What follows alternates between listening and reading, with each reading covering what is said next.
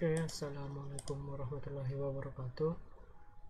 Perkenalkan, saya Andi Alifia Diasam dari kelas Statistika SIA. Di sini saya akan menjelaskan jawaban saya mengenai tugas individu 2 pada kelas Statistika. Nah, dalam tugas individu ini disajikan data hasil penyebaran kuesioner tentang penelitian pada website Philcom UB untuk mengetahui kualitasnya. Jadi di sini ada 3 variabel. Ada X1 itu usability website, X2 itu kualitas informasi, X3 itu adalah kualitas interaksi.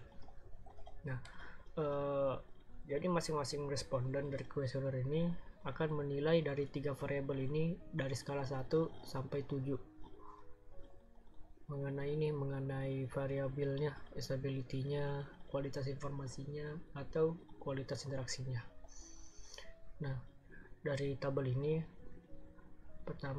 dari tugas ini pertama kita akan membuat grafik untuk menyajikan data hasil penelitiannya.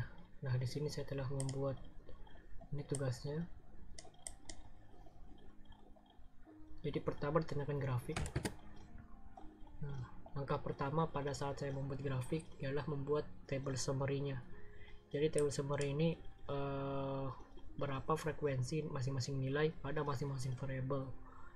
Misalnya nih nilai 1 pada variabel X1 ada berapa? Ada 1. Pada X2 ada 3, pada X3 ada 1. Nah, nilai 2 dan seterusnya pun demikian. Nah, setelah itu dari sini kita buatkan table. Nah, table ini akan menyatakan distribusi masing-masing nilai dari kita akan buatkan grafik di mana grafik ini menyatakan distribusi masing-masing nilai dari table ini untuk masing-masing variabel. Nah, ini untuk X1 bisa dilihat seperti ini grafiknya, naik ini di nilai 3 dan naik lagi di 6 seperti itu. Ini untuk X2 lumayan datar dan X3 yang agak simetris di tengah gini. Oke. Selanjutnya untuk tugas kedua yaitu untuk masing-masing variabel dicari rata-ratanya, median, dan modusnya. Untuk mencari rata-rata itu dari setiap variabel dicari jumlah nilainya. Jumlah nilainya itu yang ini. Satu variabel ini kan X1 satu kolom. Nah, itu dijumlahin semua dan dibagi dengan jumlah datanya. Jumlah datanya ada 20 baris, 20 responden. Berarti nanti tuh jumlahnya ini 84 ya. X1 tadi itu di kolom itu 84.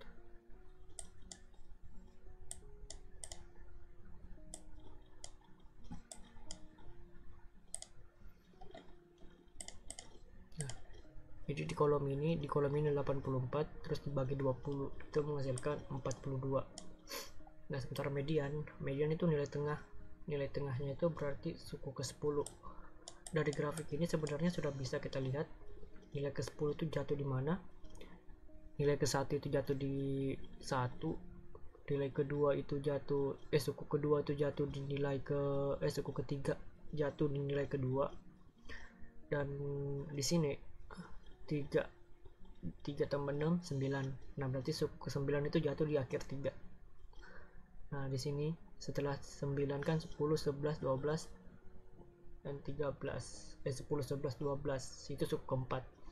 Nah, suku ke-10 nilai keempat. Suku ke-10 itu ada di nilai keempat ini. Jadi suku ke-10 itu medianya adalah 4.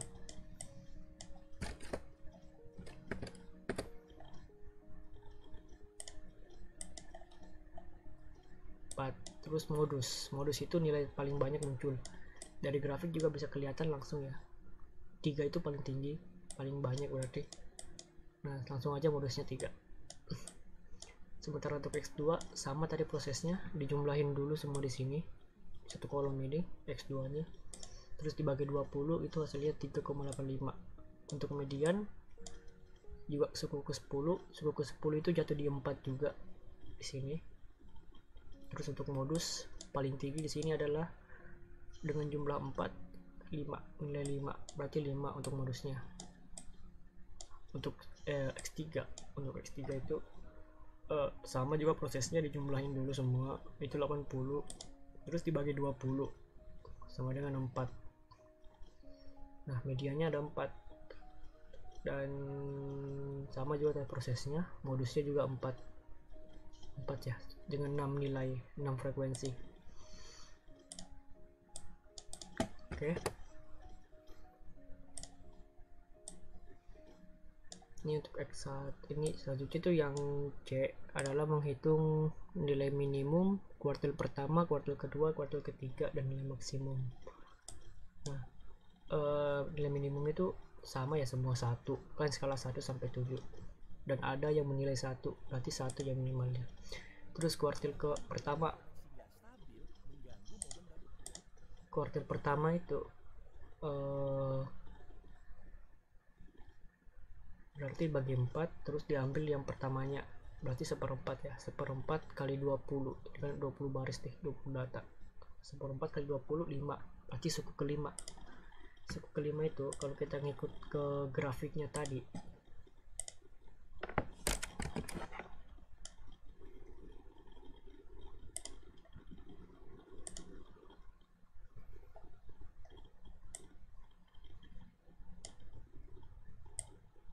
ya kalau kita ikut grafiknya yang ini, berarti suku kelima itu jatuh di 1, 3.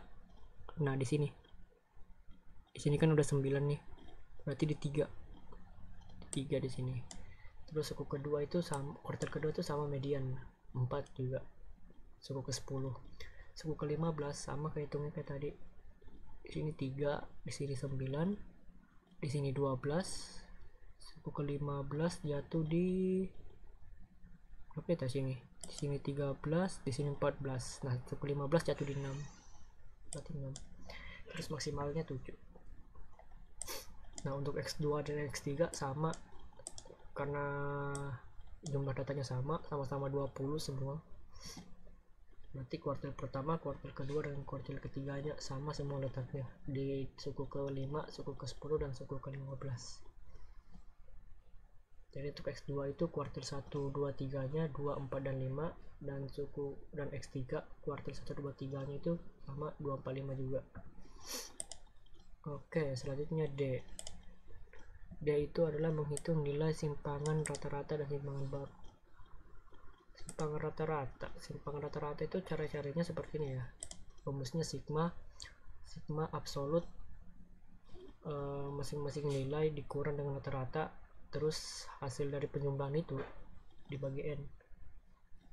Nah, itu sebenarnya bisa dilakukan dengan dengan tabel pembantu. Di sini saya menggunakan Excel seperti ini ya.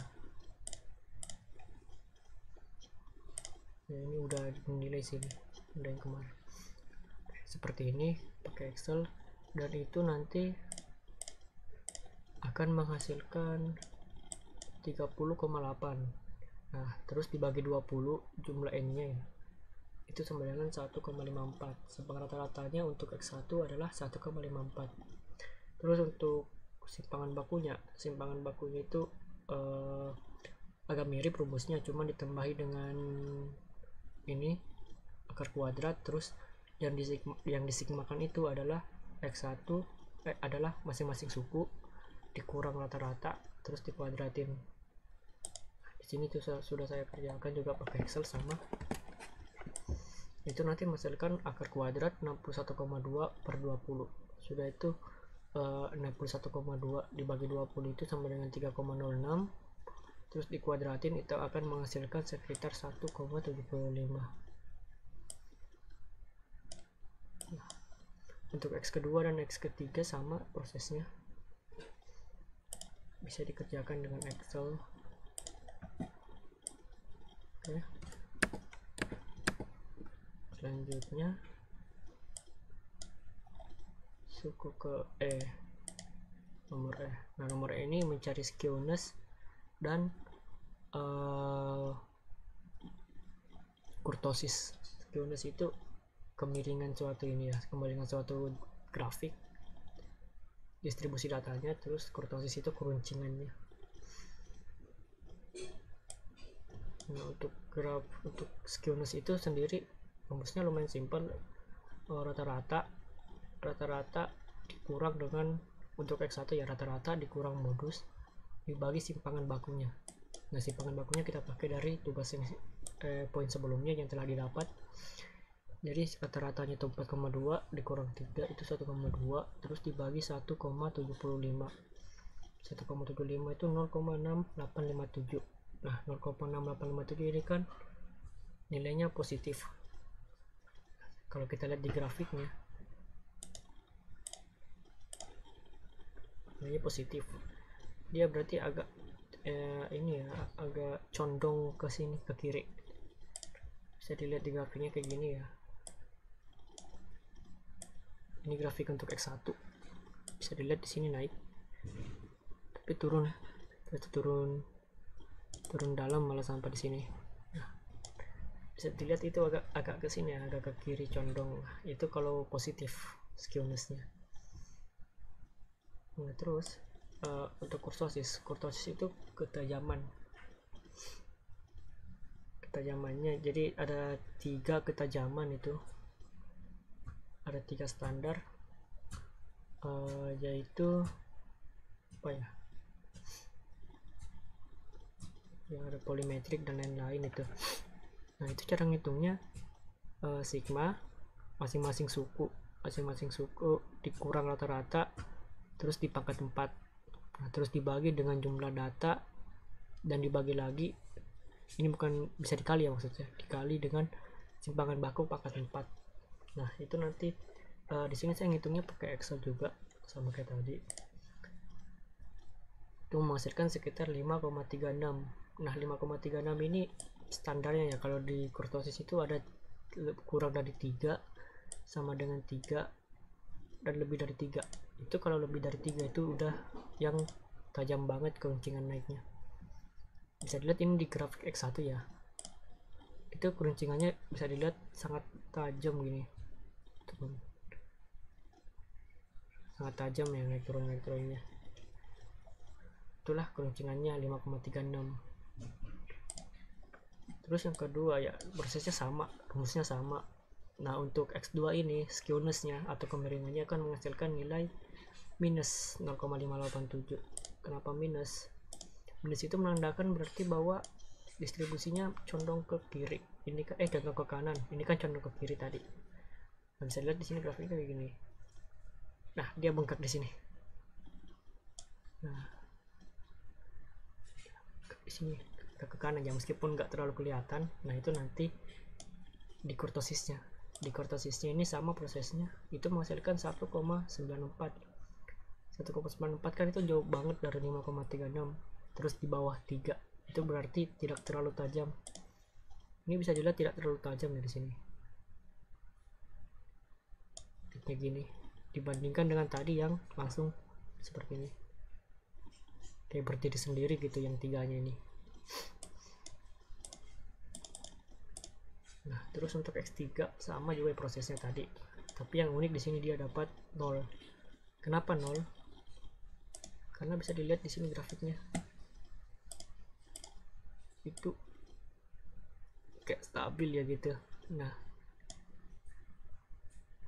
ini yang namanya terdistribusi normal gitu.